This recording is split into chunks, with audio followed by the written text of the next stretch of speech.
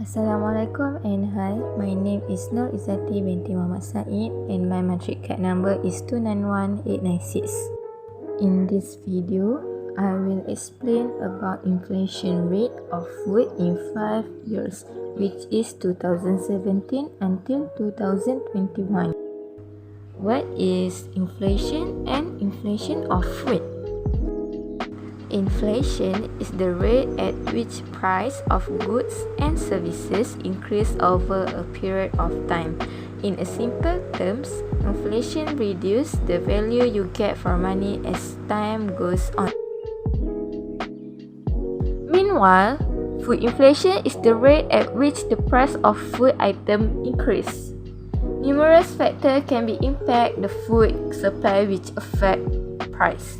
It's vital to look at the increase in price and the increase in the median income compared to food costs.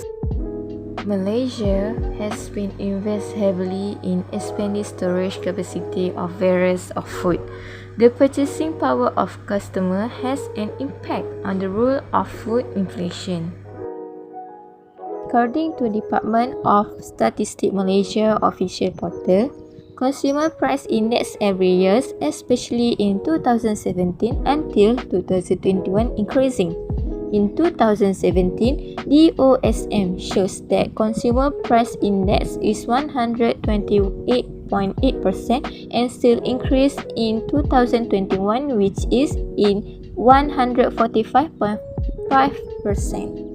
Rising food prices in produces are making headlines and causing concerns among the public. The most recent data show a moderation in consumer food price inflation globally, but as I explained below, that could change in the coming months. Due to the various factors, is it probably that effect would be felt by most consumers in emerging markets and developing economies, especially in Malaysia. The first one in the cost of food inflation is soaring shipping and transport costs. The cost of material and logistics, especially transport and warehouse, which increased by up to 30%, are among the reasons for the increased price of essential goods.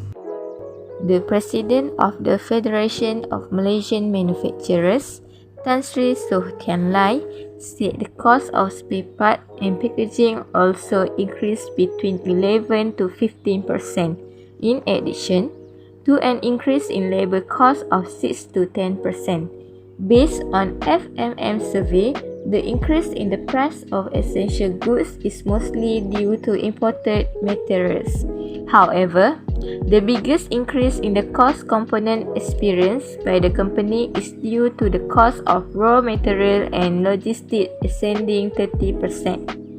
And the increase in the price of goods is not new, and based on observation, the cost of fresh food has been higher since 2021, while logistic costs have increased since July 2021.